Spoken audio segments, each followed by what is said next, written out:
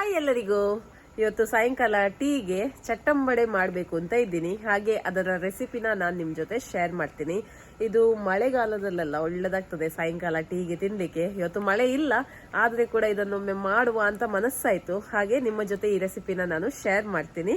ನನ್ನ ವಿಡಿಯೋಸ್ ಎಲ್ಲ ನಿಮ್ಗೆ ಇಷ್ಟ ಆಗ್ತಾ ಇದ್ರೆ ವಿಡಿಯೋಗೊಂದು ಲೈಕ್ ಕೊಡಿ, ವಿಡಿಯೋನ ಶೇರ್ ಮಾಡಿ. ಈಗ ಚಟ್ಟಂಬಡೆ ಮಾಡುವ ವಿಧಾನವನ್ನ ನೋಡ್ಕೊಳ್ಳೋಣ ಬನ್ನಿ. ಚಟ್ಟಂಬಡೆ ಮಾಡ್ಲಿಕ್ಕೆ ಅರ್ಧ ಕೆಜಿ ಅಷ್ಟು ಕಡಲೆಬೇಳೆಯನ್ನ ತಗೊಂಡಿದ್ದೀನಿ.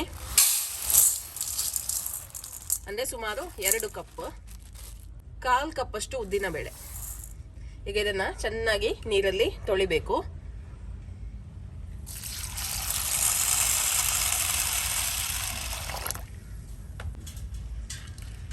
ಮೂರು ಸತಿ ನೀರಲ್ಲಿ ತೊಳೆದು ಮತ್ತೆ ಇದನ್ನ ನೆನೆ ಹಾಕ್ಲಿಕ್ಕೆ ಇಟ್ಟರೆ ಆಯ್ತು.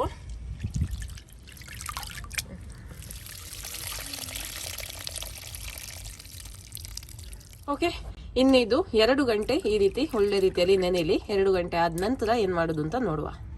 ಒಂದು ಈರುಳ್ಳಿ, ಶುಂಠಿ 1.5 ಇಂಚಷ್ಟು,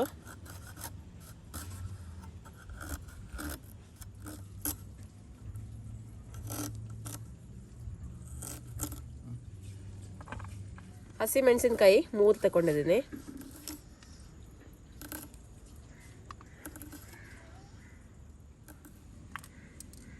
ಕೊತ್ತಂಬರಿ ಸೊಪ್ಪು ಸ್ವಲ್ಪ ಕರಿಬೇವಿನ ಸೊಪ್ಪು. ನೋಡಿ, ಈಗ ಕಡಲೆಬೇಳೆ ಉದ್ದಿನ ಬೇಳೆ ಒಳ್ಳೆ ರೀತಿಯಲ್ಲಿ ನೆಂದಿದೆ. 2 ಗಂಟೆ ಆಯಿತು. ಈಗ ಇದನ್ನು ಸೋರಿಸ್ಕೊಳ್ಬೇಕು.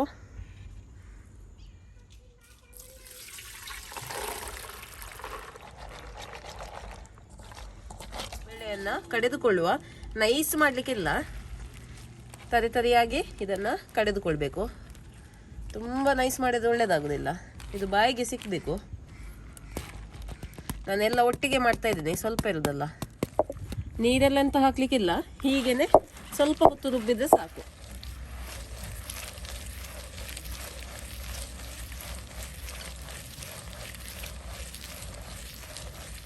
ಓಕೆ, ನೋಡಿ ಇದನ್ನ ರುಬ್ಬಿ ಆಗಿದೆ, ತೆಗೆದು ಬಿಡುವ.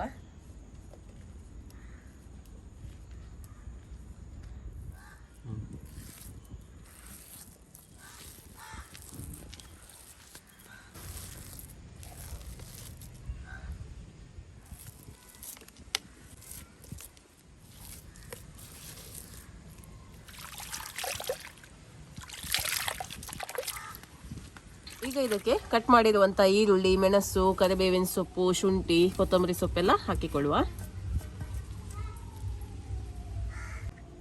ಒಂದು ಸ್ವಲ್ಪ ಇಂಗನ್ನು ಹಾಕ್ತಾ ಇದ್ದೀನಿ. ರುಚಿಗೆ ಎಷ್ಟು ಬೇಕೋ ಅಷ್ಟು ಉಪ್ಪನ್ನು ಹಾಕ್ತಾ ಇದ್ದೀನಿ. ಒಳ್ಳೆ ರೀತಿಯಲ್ಲಿ ಮಿಕ್ಸ್ ಮಾಡುವ.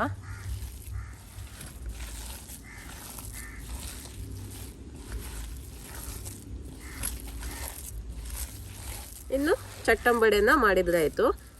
ಮೊದಲಿಗೆ ಈ ರೀತಿ ಉಂಡೆಯನ್ನ ಮಾಡಿ ರೆಡಿ ಮಾಡಿ ಇಡುವ. ಮತ್ತೆ ಎಣ್ಣೆ ಕಾದ ನಂತರ ಚಟ್ಟೆ ಮಾಡಿ ಬಿಡ್ಲಿಕ್ಕೆ ಸುಲಭ ಆಗ್ತದೆ.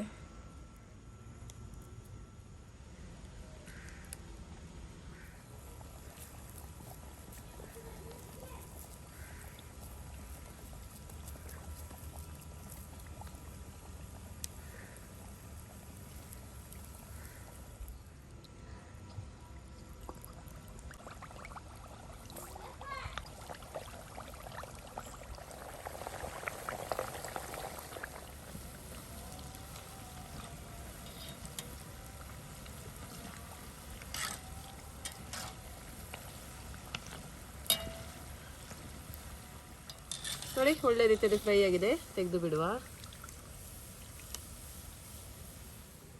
ಓಕೆ, ನೋಡಿ ಬಿಸಿ ಬಿಸಿ ಚಟ್ಟಂಬಡೆ ರೆಡಿ ಆಗಿದೆ. ಸೊ ಟೇಸ್ಟ್ ಮಾಡ್ಲಿಕ್ಕೆ ಭೀಮಾ ಬಂದಿದ್ದಾನೆ. ಭೀಮಾ, ಟೇಸ್ಟ್ ಮಾಡಿ ಹೇಳು ಯಾವ ರೀತಿ ಬಂದಿದೆ ಅಂತ. ತುಂಬಾ ಕ್ರಿಸ್ಪಿ ಆಗಿದೆ, ಅವನು ತಿನ್ನುವಾಗ್ಲೇ ನಿಮ್ಗೆ ಗೊತ್ತಾಗುತ್ತೆ. ನೋಡಿ ನೋಡಿ, ಹೊರಗಡೆಯಿಂದ ಕ್ರಿಸ್ಪಿ, ಒಳಗಡೆಯಿಂದ ಸಾಫ್ಟ್. ತುಂಬಾ ಗಟ್ಟಿಯೆಲ್ಲ ಆಗ್ಬಾರ್ದು, ಮತ್ತೆ ನಮ್ಗೆ ಇದು ಬೈಟ್ ಮಾಡ್ಲಿಕ್ಕೆ ಕಷ್ಟ ಆಗ್ತದೆ. ಕರೆಕ್ಟ್ ಆಗಿದೆ ಇದು. ಕುರುಮ್ ಅಂತ ಆಗ್ತಾ ಇದೆ ಅಲ್ವಾ? ಒಳ್ಳೇದಾಗ್ತದೆ. ಚಾ ಇದ್ರೆ ಅಂತ ಹೇಳುದೇ ಬೇಡ. ನೀನ್ ಕುಡಿತೀಯಾ ಚಾ ಕುಡಿತೀಯಾ? ಓಕೆ, ಅವನಿಗೆ ಒಂದು ಚಾ ಮಾಡಿ ಕೊಡುವ. ಓಕೆ, ಇವತ್ತಿನ ಈ ರೆಸಿಪಿ ನಿಮ್ಗೆ ಇಷ್ಟ ಆಯ್ತು ಅಂತ ಅನ್ಕೊಳ್ತೀನಿ. ಇನ್ನು ಮುಂದಿನ ವಿಡಿಯೋದಲ್ಲಿ ಸಿಗ್ತೀನಿ. ಅಲ್ಲಿ ತನಕ ಬಾಯ್.